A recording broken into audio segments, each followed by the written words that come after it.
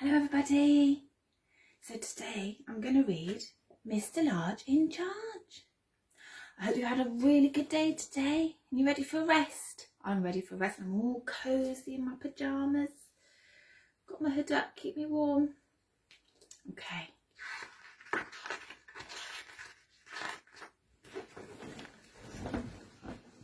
Mrs. Large opened one eye and peered out at the morning. She forced open the other eye, dragged herself out of bed and set off downstairs to the kitchen where Mr. Large had kindly started the children on their breakfast. "You look ghastly, dear," said Mr. Large. "Oh, don't say that to Mummy," said Laura indignantly. "Mummy looks beautiful," said Lester. "Beautiful, Mummy," cooed the baby. "Yes, of course Mummy's beautiful," said Mr. Large. "I meant she doesn't look well. Are you feeling all right, dear?" "As a matter of fact, I don't feel good," admitted Mrs. Large, "but I was just going to take them all to the park later on, and then there's the shopping and the lunch, and there's...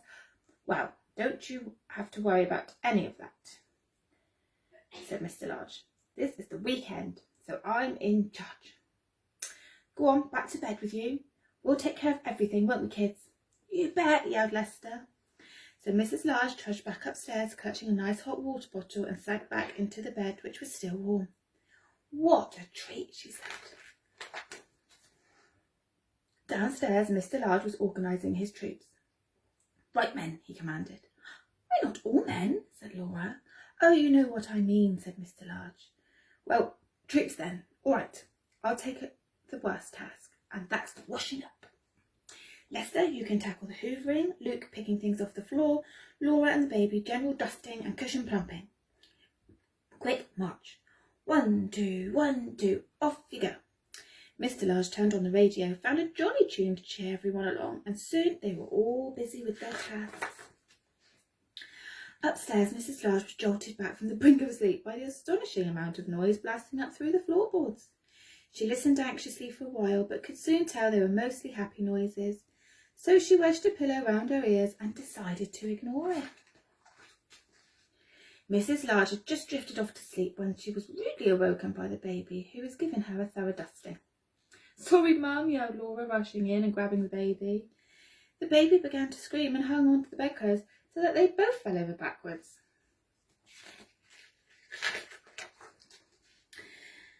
"This isn't proving very restful, Laura," said Mrs. Large crossly as Laura disentangled herself and the baby and attempted to bundle the bedclothes back onto the bed. "Mummy Huggy," screamed the baby. "Want my mummy? Big Huggy now." Laura stuffed the baby under her arm and wrestled her out of the door. "Don't worry, Mum," she called as she closed the door. "I'll take her down to Dad." "Don't want Dad," said the baby. "Want Mum. Want my mummy." Mrs. Large rearranged the mangled bedclothes and snuggled down, feeling decidedly jangled. Suddenly there was an almighty crunch from downstairs, and the hoover stopped abruptly. The bedroom door opened and Lester looked in. "It's all right, Mum," he reassured her. "Nothing broke, it just sounded bad." Luke's head appeared round Lester's knees. "That's right, Mum," he agreed. "Nothing to worry about. You just go back to sleep. Everything's under control." Mrs. Large was finally dropping off when Mr. Large crashed open the bedroom door. "We're all off to the park now, dear," he announced. "We'll get the shopping on the way home, and then we can bring you all up a nice lunch." "Thank you, dear," said Mrs. Large. "I'm having a lovely rest." Mr. Large beamed and blew his wife a kiss as he backed out of the room, closing the doors very quietly. At last Mrs. Large dozed off. What seemed like 5 minutes later, she was woken by the smell of burning. And just then Laura popped her head round the door. "Dad says not to worry about the smell," she said. "He's getting the lunch and he wants to know if you'd like some." "Exactly what is it?" asked Mrs. Large nervously. "Well," said Laura, "it was something in a special sauce, but Dad just had a little look at the football on the TV, and well, it was quite a long look actually, so now it's cheese sandwiches." "I think I'll carry on sleeping, thank you, dear," said Mrs. Large. "Perhaps I could join in at tea time." "Righto," said Laura, slamming the door as she rushed off to tell Dad. Mrs. Large closed her eyes and tried to relax. What seemed like 3 seconds later, the door crashed open again and all the children came charging in. "We're going to play football with Dad," yelled Lester. "In the garden," said Luke. "Now," said the baby. "Are you feeling a bit better?" asked Laura. "Mummy better?" asked Baby. "Big Huggy?" "A better, said Mrs. Large. You go and have fun with Daddy, and perhaps I'll be all right later. Big huggy, wept the baby, as Lester scooped her up and carried her out.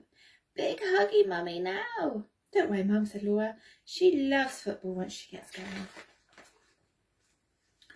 The door slammed shut for the 100th time, and Mrs. Large winced and slithered down under the covers. Joyful sounds came drifting in from the garden, and Mrs. Large smiled contentedly. 5 minutes later, Lester burst into the bedroom. Dad says, where are the bandages? He yelled. Don't worry, Mum, it's not the baby. Dad tripped over the rake. They're on the top of the bathroom cabinet, said Mrs. Large weakly. After a while, the door opened again, and Mr. Large came in carrying a tray laden with tea and cakes. The children sneaked in behind him and lurked. The baby didn't lurk for long. She climbed grimly onto the bed and clasped her mother round the neck. Big huggy, she crooned. Everyone out, ordered Mr. Large. Let Mummy have her rest now. She's not well today. Mrs. Large heaved herself into a sitting position and patted the covers. It's all right, dear, she said. I've had a very restful day and I'm feeling much better now. Why don't you all join me for tea?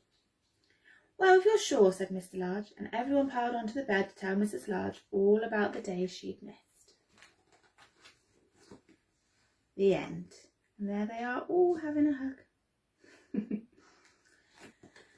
Okay, so time for bed now. Night night.